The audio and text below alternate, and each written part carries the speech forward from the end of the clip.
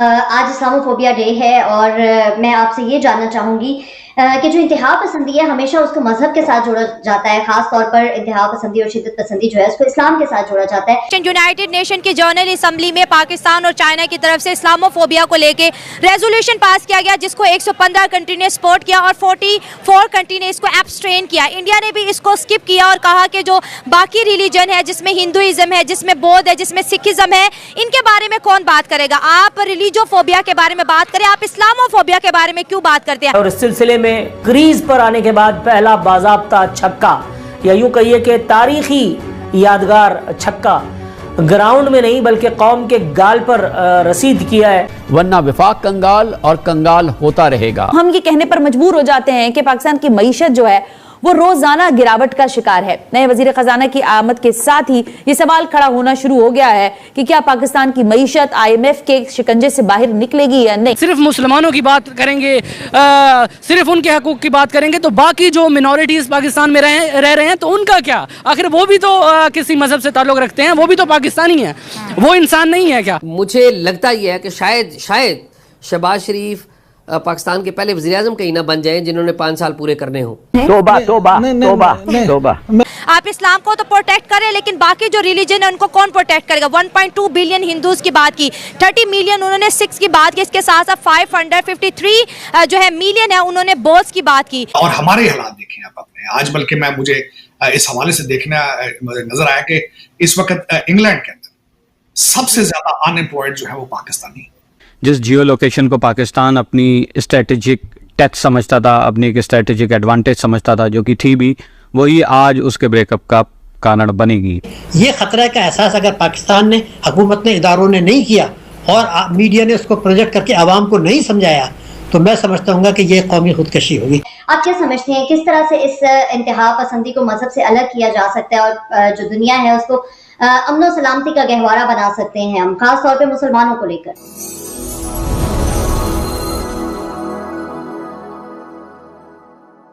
अगर आप हकीकी मायनों में सोचते हैं कि आप इस्लाम के अलमबरदार हैं और वो कहते हैं ना एक सच्चे अंदाज से और हकीकत पसंदाना और ईमानदारी से इस्लामोफोबिया का केस लेके चलने वाले हैं, तो यकीनन फिर आपको दूसरे मज़ाहिब का एहतराम भी करना पड़ेगा।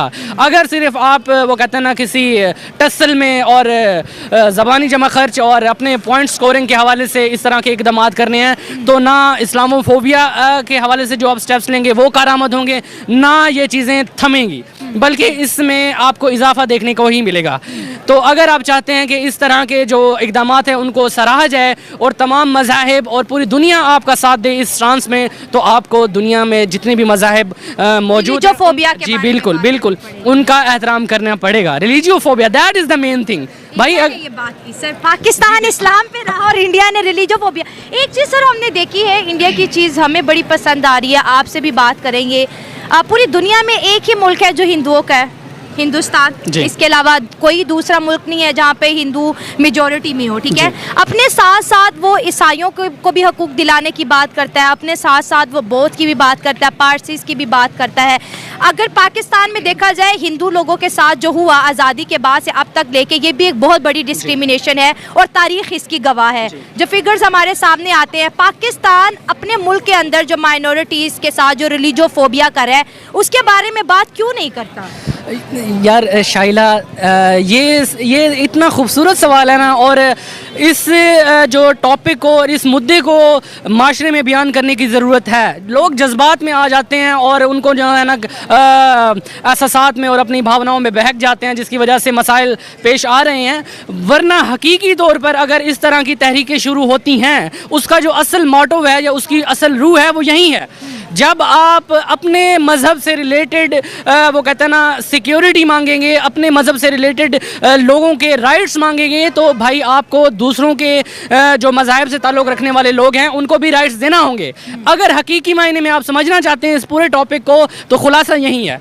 अगर इस तरह के एक्ट्स आप परफॉर्म कर रहे हैं और आप बाकी मज़ाहिब को वो कहते हैं ना ओवरलुक कर जाएंगे, बाकी मज़ाहिब की आप बात ही नहीं करेंगे, तो यकीनन आप अपने इस मुद्दे में सच्चे नहीं हैं। मैं दावे से कह सकता हूँ। आप कोई पॉइंट स्कोरिंग कर रहे होंगे, कोई आपका और एजेंडा हो सकता है, आप इस मकसद में सच्चे नहीं हो सकते यार। अगर आप अपने लिए, वो कहते हैं इस्लाम तो ये कहता है कि जो चीज़ अपने लिए पसंद करो वही चीज़ अपने दूसरे भाई के लिए पसंद करो। आप अगर वो कहते हैं ना सिर्फ मुसलमानों की बात करेंगे, सिर्फ उनके हकूक़ की बात करेंगे, तो बाकी जो मिनॉरिटीज़ पाकिस्तान में रह रहे हैं तो उनका क्या? आखिर वो भी तो किसी मज़हब से ताल्लुक़ रखते हैं, वो भी तो पाकिस्तानी हैं, वो इंसान नहीं है क्या? इंसानियत सबसे बड़ा मज़हब है और इस्लाम जो है ना वो इंसानियत को, वो कहते हैं ना इंसानियत की बात करने में अव्वलीन तरजीह रखता है। जो इस्लाम की रियल टीचिंग को जानता है वो आपकी इस बात को एक्नॉलेज करेगा और आपको अप्रिशिएट करेगा कि जो बात आप लेके चल रही हैं वो आईने इस्लाम है और इस्लाम की रूह है। अगर आप दूसरे जो मज़ाहिब के लोगों को प्रोटेक्शन नहीं देंगे, उनके हकूक़ सल्ब करेंगे, तो इससे बेहतर है कि आप कोई और जो है ना लिबादा ओढ़ लें, मुसलमान नहीं हो सकते आप। सही बात है। और गल्फ कंट्रीज का बहुत बड़ा सबूत है। आप अबू धाबी को देख ले, यूएई की जितनी भी 7 स्टेट्स है देख ले, सऊदी अरब को देख ले, वहाँ पर दूसरे रिलीजन को लेके ऐसी डिस्क्रिमिनेशंस नहीं होती हैं। दुबई में स्पेसिफिकली बड़ी अच्छी एग्जांपल्स हम देखते हैं, वहाँ पे चर्च भी हैं, गुरुद्वारे भी हैं, हिंदू भी है, मुस्लिम भी है, सबको इक्वल राइट्स हैं। यहाँ पर सवाल ये है कि पाक मीडिया ये कह रहा है कि देखो जो हिंदुस्तान है वो इस्लाम के ख़िलाफ़ है और उनका जो इस्लाम के अगेंस्ट प्रोपोगेंडा था वो यूनाइटेड नेशन में आज एक्सपोज हो गया, क्योंकि यूएई जो इंडिया का दोस्त है, सऊदी अरब जो इंडिया का दोस्त है, इवन दो चाइना ने भी इस्लामोफोबिया की जो ये रेजोल्यूशन है उसको सपोर्ट किया है, लेकिन इंडिया क्योंकि इस्लाम के ख़िलाफ़ है इस वजह से जी उसने स्किप किया है। आप पाक मीडिया के इस बयानिए को किस तरह देखते हैं कि ये जो इस दफ़ा इंडिया पे जो इल्ज़ाम लगा रहा है क्या सही है, या फिर वो अपनी शिकस्त तस्लीम नहीं कर रहा कि इंडिया ने उनको काउंटर किया कि आप इस्लामोफोबिया पे नहीं, आप रिलीजोफोबिया पे बात करें? देखिए, अगर कोई और आपका टॉपिक होता ना और मुझे बीइंग ए पाकिस्तानी अगर मैं आपको अपना वो कहता ना एनालिसिस देता तो मैं उसमें कोई वो कहता ना हेर फेर कर सकता था, लेकिन ये मज़हब एक ऐसा मुद्दा है जिस पे किसी किस्म की सियासत और किसी किस्म की हेर फेर नहीं चल सकती। ठीक है, ये एक ऐसी वो कहता ना मुकद्दस चीज़ है जिसको आपने वो कहता ना 100% ईमानदारी के साथ जो सच और हक़ की आवाज़ है वो लोगों तक पहुँचानी है। मैंने जिस तरह आपने पहले भी कहा, पाकिस्तान में मिनॉरिटीज़ हैं, यहाँ पे क्रिश्चियंस की बड़ी पॉपुलेशन पाई जाती है, यहाँ पे हिंदू मज़हब से ताल्लुक़ रखने वाले की एक बड़ी तादाद मौजूद है।